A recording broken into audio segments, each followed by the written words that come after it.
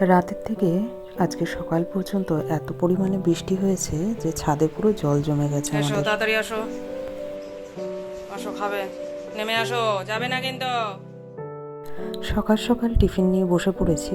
সকালবেলায় টিফিন বানিয়ে ওর বাবাকে খাইয়ে দিয়েছি, ছেলেকে খাইয়ে দিয়েছি। এখন ওর বাবা কাজে বেরোবে।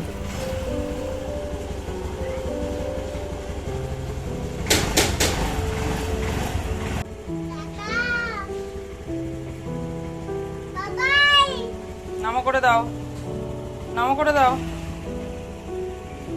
ঠিক করে নামো করো। কেরম করে নামো করছো?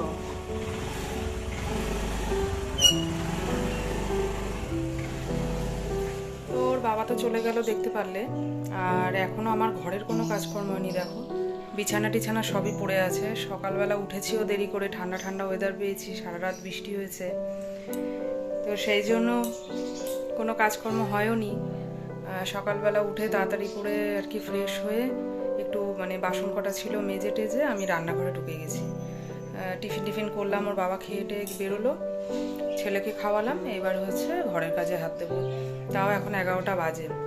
আমি জানি না বাইরে আর কি, ঘড়িটা দেখতে পারছি না, যাই হোক দেখি। হ্যাঁ 11টা 10। তো তো চলো এবার ঘরের কাজকর্মে হাত দিই। Hello guys, welcome back to my channel. কেমন আছো সবাই? আশা করছি সবাই খুব ভালো আছো, আর আমিও বেশ ভালো আছি। সাথী চ্যানেলে তোমাদের অনেক অনেক স্বাগত আর অনেক ভালোবাসা জানিয়ে আজকে সকাল সকাল একটা নতুন ব্লগ নিয়ে চলে আসলাম তোমাদের সামনে। তো দেখতে থাকো আজকে পুরো ব্লগটা, আশা করছি ভালো লাগবে।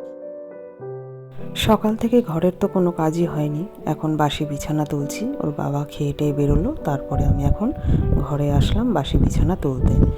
কারণ হচ্ছে এই যে বললাম না, ঠান্ডা ঠান্ডা ওয়েদার পেয়ে সবাই একটু বেলা পর্যন্তই ঘুমিয়েছি, তাই সকালবেলা উঠে আর সেরকম কোনো কাজও হয়নি। আগেই টিফিন বানাতে চলে গেছিলাম। তারপরে তো ছেলেকে খাইয়েছি, তোমাদের বললাম। ওর বাবাও খেয়ে গেল, আমিও একটু খেয়ে নিলাম। তারপরে এখন হচ্ছে এই যে বিছানা টিছানা গোছালাম। আর এই যে মাদুরটা এখন পেতে রাখি কেন জানো? সাদা চাদর তো নোংরা হয়ে যাবে, ছেলেটা বারবার ওঠানামা করে, তো সেই জন্য মাদুরটা আগে পেতে রাখি। আর গতকালকে রাত্রেবেলা দেখো ছোলা বাদামটা ভিজিয়ে রেখেছিলাম ওর বাবার জন্য, কিন্তু আজকে সকালে আর জিমে যেতে পারিনি, তো সেই জন্য জলটা ফেলে রাখলাম, না হলে কিন্তু গন্ধ হয়ে যাবে। তো রাত্রেবেলা পর্যন্ত দেখি কেমন থাকে, ঢেকে রেখে দিলাম। আর আগেই এখন এই যে ঠাকুরের বাসনটা বের করে নিচ্ছি, তারপরে ঘর দুয়ারগুলো ঝাড় দেবো। সকালবেলা উঠে তো গা কাপড় আমার ধোয়াই হয়, নাইটি চেঞ্জ হয়ে যায়, সেই জন্য ঠাকুরের কাজগুলো করতে অসুবিধা হয় না। তারপরে দেখো এই যে ঘরটরগুলো একটু মুছে নিচ্ছি। এখন ঘর বারান্দা একবারে মুছে বেরিয়ে গেলাম। আর ছেলে তো খেলছে, ওকে যেহেতু সকাল সকাল খাইয়ে দিয়েছি, ও এখন খেলছে। আর আমি একবারে ঘরটরগুলো মুছে নিয়ে টারান্দাগুলো একবারে আমি মুছে নিচ্ছি।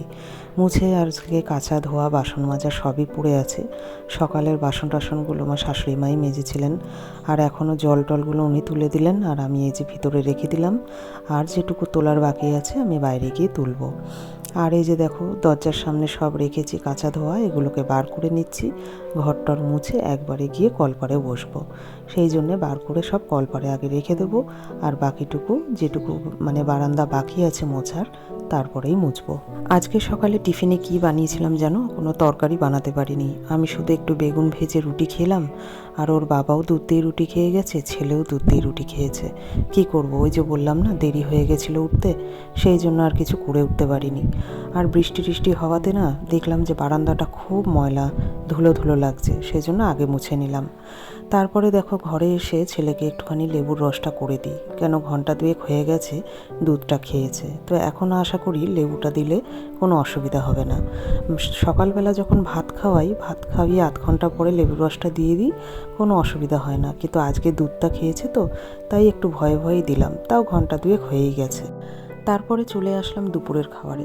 ছেলেকে দেখো এই যে বড়া খাবি? এটা কি, এটা কি, এটা কি বড়া? নাও, বড়টা চাই, নাও। বাটির মধ্যে দিতে হবে? ও নাও, ফেলবে না কিন্তু নিচে।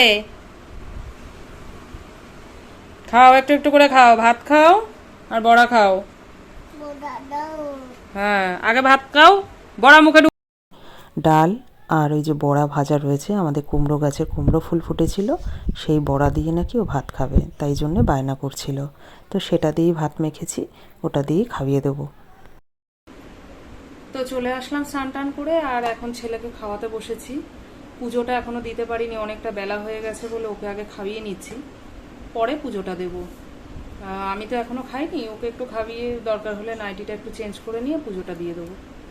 কী করবো, অত হিসাব মতো হয় না বাচ্চা কাচ্চাদের ঘরে, দেখবে। আর এতটা বেলা হয়ে গেছে, ওকে আগে খাইয়ে নিচ্ছি, না হলে পুজো দিতে বসলে আরও দেরি হয়ে যাবে। তো চলো ঝটপট করে খাইয়ে নিই, সঙ্গে থাকো। চলে আসলাম বিকেলবেলা। দেখো জামা কাপড় মেলেছিলাম, কিছুই শুকায়নি, কারণ সারাদিনই টুকটুক করে বৃষ্টি পড়ছে। তো সেগুলোকে তুলে নিলাম, তুলে এখন এই যে হাতে দেখো সব জামা কাপড় ভরা, এগুলোকে সিঁড়ির ঘরে মেলবো। তারপরে মেল টেলে দিয়ে ঘরে এসে এই যে সন্ধ্যাবেলা বসেছি ছেলের একটু জামাটা সেলাই করতে। বোতামগুলো না সব ঢিলা ঢিলা হয়ে গেছে, আসলে হালকা পাতলা জামা তো এই গরমে খুব পরানো হয়েছে, সেই জন্য বোতামগুলো সব ঢিলা ঢিলা হয়ে গেছে। আর বসে পড়েছি এই যে সেলাই করতে।